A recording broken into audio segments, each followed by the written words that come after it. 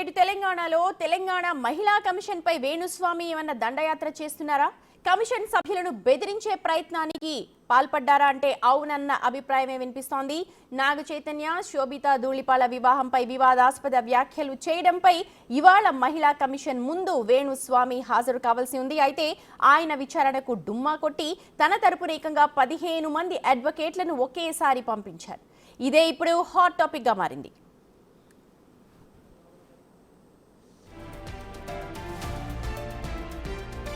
ఒక కేసులో ఒక వ్యక్తి తరపున 15 మంది అడ్వకేట్లు రావడం ఏంటన్నది మహిళా కమిషన్ సూటి ప్రశ్న. హైకోర్టు ఆదేశాలతో వారం రోజుల క్రితమే వేణుస్వామికి మహిళా కమిషన్ నోటీసులు ఇచ్చింది. విచారణకు రావాలని కోరింది. వేణుస్వామి రాకుండా ఆయన తరపున 15 మంది అడ్వకేట్లు రావడంతో మహిళా కమిషన్ సిబ్బంది అవాక్కయ్యారు. అంతమంది అడ్వకేట్లు రావాల్సిన అవసరం ఏంటి అని కమిషన్ ప్రశ్నించింది.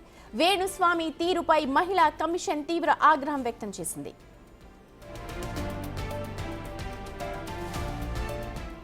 సెలబ్రిటీల జాతకాల పేరుతో తనకి ఇష్టం వచ్చినట్టు కామెంట్స్ చేస్తున్నారని వేణుస్వామిపై ఆరోపణలున్నాయి. నాగ చైతన్య, శోభిత ధూళిపాల పెళ్లి విషయంలో కూడా వేణుస్వామి జాతకం చెప్పడం, వివాదాస్పద వ్యాఖ్యలు చేయడంపై కొందరు ఫిల్మ్ జర్నలిస్టులు మహిళా కమిషన్ కు ఫిర్యాదు చేశారు.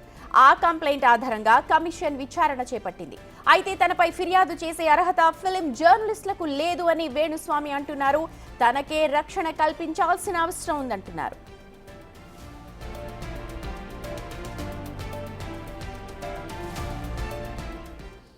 మా అసోసియేట్ ఇన్పుట్ ఎడిటర్ నగేష్ ఉన్నారు పూర్తి ఘటనకు సంబంధించిన అప్డేట్స్ అందించడానికి. నగేష్, ఎందుచేత రాలేదు వేణుస్వామి, అలాగే 15 మందిని పంపించడాన్ని మనం ఎలా చూడాలి? వేణుస్వామి జ్యోతిష్యుడిగా తనకి హై ప్రొఫైల్ క్రియేట్ చేసుకున్న పరిస్థితి. తను అంటే నేను అక్కడికి వెళ్ళడం ఏంటి, నేరెళ్ళ ఏదైతే కమిషన్ ముందుకు నేను ఎందుకు వెళ్ళాలి, మహిళా కమిషన్ చైర్పర్సన్ నేరెళ్ళ శారద ముందు ఎందుకు అటెండ్ కావాలి అంటే, ఒకవేళ అవసరం ఉంటే నేరెళ్ళ శారదనే తన దగ్గరకు వచ్చి జాతకం చెప్పించుకోవాలన్న యాంగిల్ వేణుస్వామిలో కనిపిస్తున్నట్టుగా ఉంది. ఎందుకంటే జ్యోతిష్యుడిగా చాలామంది వీవీఐపీలకు నేను జ్యోతిష్యం చెప్తుంటాను, వాళ్ళ జాతకాలే మారుస్తుంటానని చెప్పి గత కొన్నేళ్లుగా వేణుస్వామి స్వయంగా సోషల్ మీడియా వేదికగా చెప్పుకుంటున్న పరిస్థితి. చాలా జాతకాలు తారుమారయ్యాయి. చాలామంది గెలుపు ఓటర్ల మధ్య నలిగిపోయిన పరిస్థితి. ఎందుకంటే వైఎస్ జగన్ ఈ ఆంధ్రప్రదేశ్లో ముఖ్యమంత్రి అవుతాడని చెప్పాడు, అక్కడ వైఎస్ జగన్ ఓడిపోయాడు పూర్తిగా. తెలంగాణలో కేసీఆర్ ముఖ్యమంత్రి అవుతాడని చెప్పాడు, కేసీఆర్ పూర్తిగా ఓడిపోయాడు. కేసీఆర్ ఫామ్ హౌస్ల నుంచే బయటకు రాని పరిస్థితి కనిపిస్తుంది. మరి అలాగే శోభిత నాగ చైతన్య శోభితకు సంబంధించిన వివాహానికి సంబంధించి వాళ్ళు పెళ్లి చేసుకుంటే విడిపోతారు, వాళ్ళ జాతకాలు, నక్షత్రాలు, తిథులు వగైరా వగైరా అవన్నీ కూడా సరిగా లేవని చెప్పారు. కానీ దీనిపైన ఫిల్మ్ జర్నలిస్టులు కంప్లైంట్ ఇచ్చారు. ఆ కంప్లైంట్ పైన వేణుస్వామి పైన కేసు నమోదైంది. తదుపరి మహిళా కమిషన్ కూడా ఆశ్రయించారు. మహిళా కమిషన్ను ఆశ్రయించడంలో తనకు స్టే ఇవ్వాలని చెప్పి హైకోర్టుకు వేణుస్వామి వెళ్ళారు. కానీ వేణుస్వామి పిటిషన్ను కోర్టు స్వీకరించింది. విచారించిన తర్వాత కమిషన్ ముందు హాజరుకై వేణుస్వామి ఏదైతే జాతకాలకు సంబంధించి చెప్పాడో ఖచ్చితంగా వివరణ ఇవ్వాలి అని చెప్పింది. ఇవాళ 14వ తారీఖు వేణుస్వామి స్వయంగా మహిళా కమిషన్ ముందు అటెండ్ అయి తన వివరణ ఇవ్వాల్సి ఉంది. కానీ ఒక కవర్లో తనకు సంబంధించిన వివరణ ఇచ్చుకున్నాడు. అంటే తాను ఒక కల్మషం లేని వ్యక్తిని, గొప్ప జ్యోతిష్యుడిని, తన దగ్గరికి చాలామంది వస్తుంటారు, ఎవరు తనపైన కంప్లైంట్లు ఇవ్వలేదు, తాను అంటే నిష్కలంగా. నగేష్, అసలు ఎక్కడున్నాడు వేణుస్వామి? తన తరఫున 15 మందిని పంపించాడు, కరెక్టే. అలాగే మీరు అన్నట్టుగా ఏవైతే జాతకాలు చెప్పాడో అవన్నీ కూడా తారుమారైపోయాయి. ఒకవేళ ఇవన్నీ తారుమారైతే నేను జాతకం చెప్పడం మానేస్తాను అని చెప్పి కూడా చెప్పిన సందర్భం ఉంది.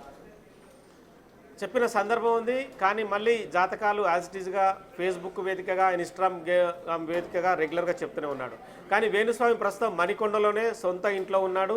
కానీ తనకు సంబంధించిన ఒక 15 మంది లాయర్లను ఇవాళ దండయాత్ర రూపేణా వెళ్ళినట్టుగానే మనం భావించవచ్చు. ఎందుకంటే 15 మంది లాయర్లు వెళ్లాల్సిన అవసరం కూడా ఏముంటుంది?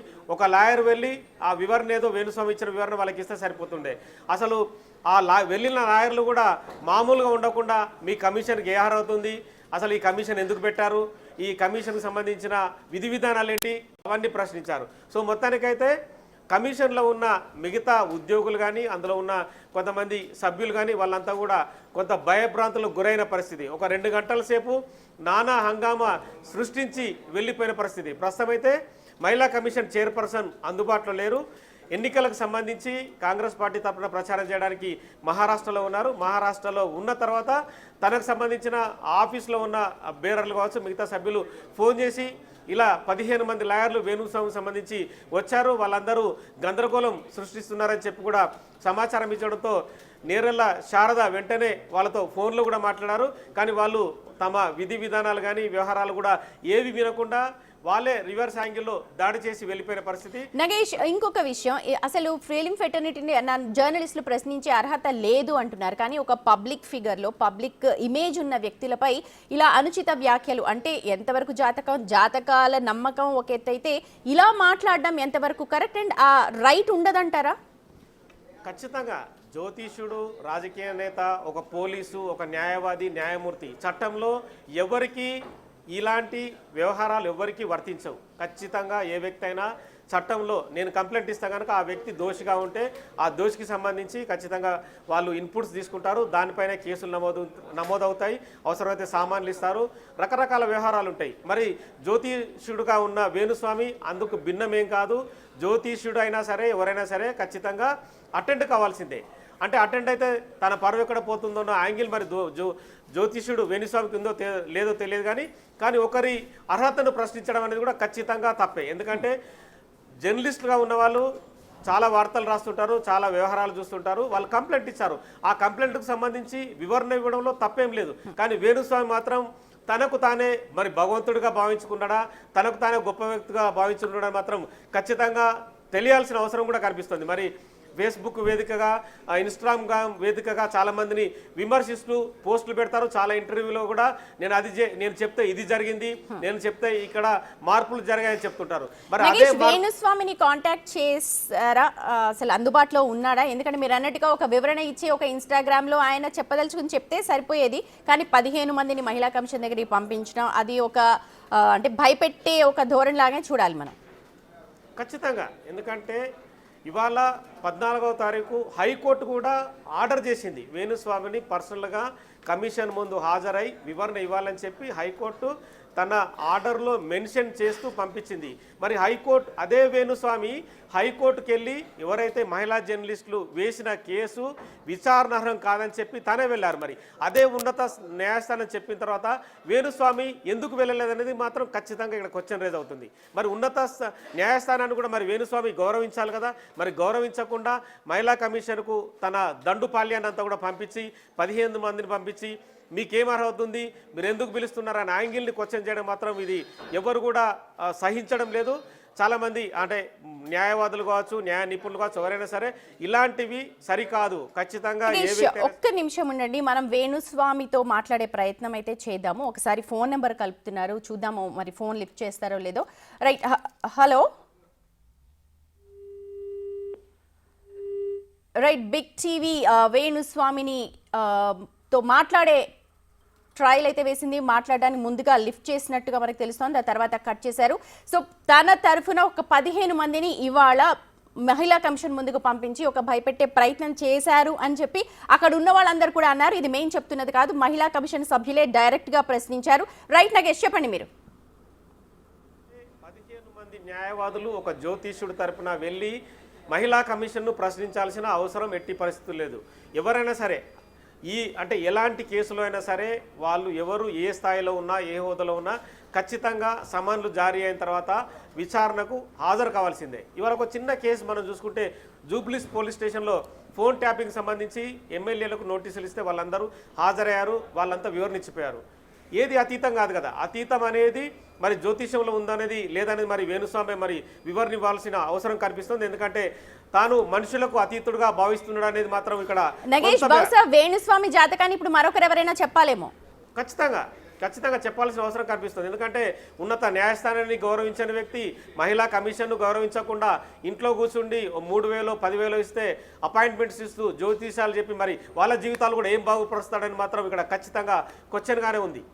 నగేష్, ఇప్పుడు డైరెక్ట్గా ఎవరికి కూడా చెప్తున్న దాఖలాలు కనిపించట్లేదు. ఒకసారి మనం వేణుస్వామి గురించి కనుక మాట్లాడుకుంటే ఆయన అపాయింట్మెంట్ దొరకడానికే చాలా అష్టకష్టాలు పడేవారు. అపాయింట్మెంట్ దొరికినా ఆయనను తీసుకొచ్చి జాతకాలు చెప్పించుకున్న సెలబ్రిటీలు ఉన్నారు, అలాగే ఇతరత్ర జనాలు ఉన్నారు. కానీ ఇప్పుడు డైరెక్ట్గా ఎవరిని కలవట్లేదు. ఈ అంశాలన్నింటినీ ఒకసారి చెప్తారా?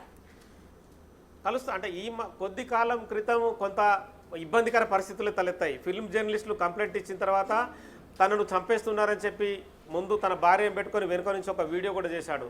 కొన్ని కోట్లు ఇవ్వాలని చెప్పి డిమాండ్ చేశారని చెప్పి కూడా ఆ వీడియోలో చెప్పుకొచ్చాడు. మరి తను ఆ సమయంలో చూస్తే కనుక ఏదో అంటే కొంత ఇబ్బంది పడుతున్నట్టుగా, తనని ఏదో ఒక రకమైన భయానికి గురి చేస్తున్నట్టుగా హావాభావాలను క్రియేట్ చేస్తూ చెప్పిన పరిస్థితి.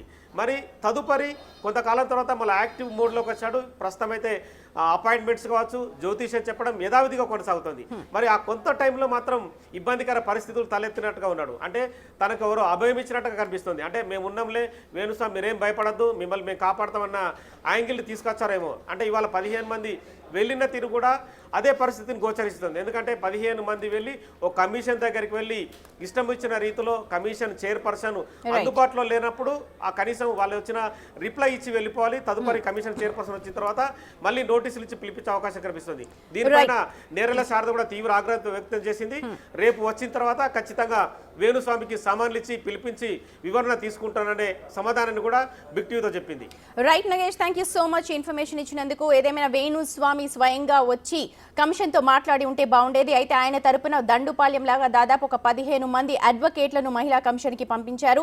ఈ ఘటనను చూసిన మహిళా కమిషన్ సభ్యులందరూ కూడా ఒక్కసారిగా భయపడిపోయారు. ఇంతమంది దండయాత్ర చేస్తున్నా అసలు ఏంటి అన్నది కూడా ఒకసారి అవాక్కైనట్టుగా మనకు సమాచారం. ప్రస్తుతం మనం చూడొచ్చు, వాళ్ళందరూ కూడా మాట్లాడుతున్న దృశ్యాలు అవన్నీ కూడా మహిళా కమిషన్పై వేణుస్వామి అడ్వకేట్లు దండయాత్ర చేశాడు.